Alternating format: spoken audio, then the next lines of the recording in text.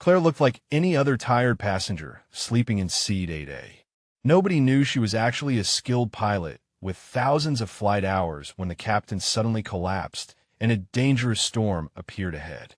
The flight attendant made a desperate announcement asking for help. Claire's secret was about to save everyone. Before you watch full video, comment down from which country are you watching. Don't forget to subscribe for more stories. The cabin lights were dimmed for the overnight flight from Denver to Portland. Outside the small windows, city lights faded into darkness as Flight 629 climbed steadily toward its cruising altitude. The Boeing 737-900 was nearly full with 153 passengers, most of them business travelers and families heading home after the Labor Day holiday weekend. In seat 8A, Claire Anderson adjusted her window shade and pulled her small travel blanket up to her chin. She had chosen the window seat specifically because it was quieter and she could lean against the wall to sleep.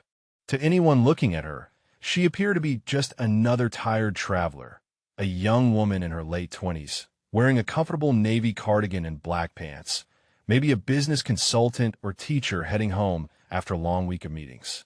The flight attendants had noticed her during boarding. She was polite but quiet, declining their offer of a pre-flight beverage and simply asking for a pillow. She carried only a compact navy duffel with no airline logos or company stickers that might give away her profession. Her movements were calm and confident, but nothing about her appearance suggested she was anything other than a regular passenger. As the aircraft reached cruising altitude and the seatbelt sign turned off, the flight attendants began their quiet service routine. They moved through the cabin with practiced efficiency, their soft-soled shoes making barely a whisper on the carpeted aisle. When they reached row 8, they paused to look at Claire's peaceful form and exchanged knowing glances. "She's been out since we took off," whispered Marcus Thompson, the senior flight attendant, to his colleague. "Poor thing must have had a really long day." They were careful not to disturb her as they served drinks to the other passengers in a row. The businessman in 8B, a middle-aged man in an expensive suit, was working on his laptop with the brightness turned down low. He glanced at Claire and shook his head sympathetically. "Some people can sleep anywhere," he murmured to the flight attendant. "I wish I had that ability." Across the aisle in 8C, an elderly couple from Colorado was quietly discussing their plans to visit their grandchildren in Portland. They spoke in hushed tones, mindful of the sleeping woman nearby. "She looks like she could be a teacher," the elderly woman whispered to her husband, "or maybe someone in marketing. These young professional women work such long hours." Throughout the first hour of the flight, passengers occasionally glanced at Claire with a mix of envy and concern. In today's fast-paced world, the ability to fall asleep so peacefully on an airplane seemed like a luxury. Some assumed she must be a frequent traveler who had mastered the art of sleeping on planes. Others wondered if she might be dealing with exhaustion from overwork or personal stress.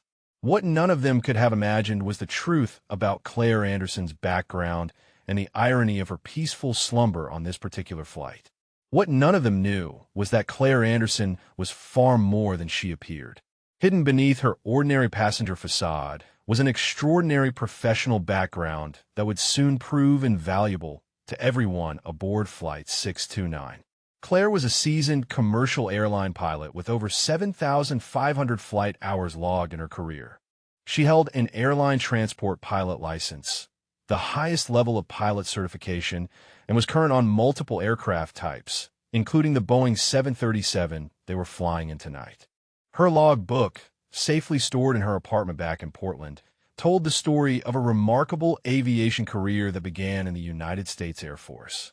After graduating from the Air Force Academy with a degree in aeronautical engineering, Claire had spent 5 years flying C-17 Globemaster transport aircraft for the military. She had flown missions in challenging conditions around the world, from dusty airstrips in the Middle East to remote bases in Africa. Her military experience had taught her to handle emergencies with calm precision and to make life or death decisions under extreme pressure. Following her military service, Claire had transitioned to commercial aviation, starting as a first officer with a regional airline before moving up to captain at a major carrier. She had accumulated experience flying coast-to-coast routes, dealing with everything from mechanical failures to severe weather systems. Just last month, she had successfully handled an engine failure on takeoff, bringing her aircraft and 139 passengers back safely to the departure airport. But this week had been particularly demanding, even by Claire's standards. She had just completed her annual recurrent training, which included 3 days of intensive simulator sessions covering every possible emergency scenario. She had practiced engine failures, hydraulic system malfunctions, electrical problems, and severe weather encounters. The training was mentally and physically exhausting, designed to keep pilots sharp and prepared for any situation they might face in actual flight operations. The final day of training had been especially brutal. Claire had spent 8 hours in the simulator dealing with multiple system failures, practicing approaches in low visibility conditions, and demonstrating her ability to handle crisis situations. The instructors had thrown everything at her: engine fires, cabin depressurization, landing gear problems, and navigation system failures. She had passed all the scenarios with flying colors, but the intensity of the training had left her drained. After completing her recurrent training, Claire had been looking forward to a few days off to rest and recover. She had deliberately booked herself on this late-night flight as a passenger rather than working crew member because she wanted to decompress from the week's intensity. She had chosen not to identify herself to the flight crew, a decision that wasn't uncommon among off-duty pilots who simply wanted to travel without being asked to help with minor operational issues. Claire had carefully removed all signs of her professional identity before leaving for the airport. Her pilot uniform was hanging in her hotel closet. Her commercial pilot license was tucked away in her wallet, and her crew badge was in her flight bag at home. She wore civilian clothes and carried a plain navy duffel that gave no indication of her aviation background. To anyone observing her, she was just another anonymous passenger. This anonymity was exactly what Claire wanted. Too many times in the past, she had been traveling as a passenger when crew members discovered her identity and asked for assistance with routine matters, helping to calm nervous passengers during turbulence, providing a professional opinion on minor mechanical issues, or simply offering another pair of experienced eyes in the cockpit during challenging approaches. While she was always willing to help her colleagues, sometimes she just wanted to be a regular passenger who could sleep peacefully without worrying about aviation operations. Tonight was supposed to be one of those times. Claire had planned to sleep during the entire 3-hour flight, wake up refreshed when they landed in Portland, and take a taxi home to her quiet apartment. She had no scheduled flights for the next 4 days, giving her time to catch up on rest, do some personal errands, and maybe visit her sister who lived across town. Up in the cockpit, Captain Robert Hayes and First Officer Emily Carter were conducting their own quiet routines. Hayes, a 22-year veteran with over 15,000 flight hours, was feeling unusually tired tonight. At 54 years old, he had been flying commercial aircraft for more than 2 decades. But lately, he had been experiencing occasional chest discomfort and shortness of breath.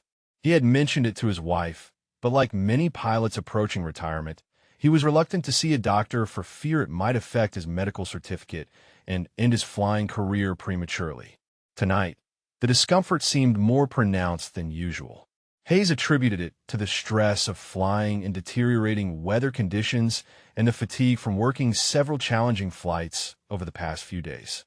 He had taken some antacid tablets before the flight and told himself he just needed to get through this trip and then take some time off. First Officer Carter, meanwhile, was focused intently on her duties, but feeling a growing sense of unease about the weather ahead. At 29 years old with 2,600 flight hours, she was a competent and careful pilot, but she had less experience than many of her peers with severe weather operations. The meteorological reports for their route showed a rapidly intensifying storm system developing between Denver and Portland with reports of severe turbulence, hail, and dangerous wind shear conditions. As Flight 629 flew through the peaceful night sky at 35,000 feet, none of the 155 people aboard could have predicted how dramatically their situation was about to change.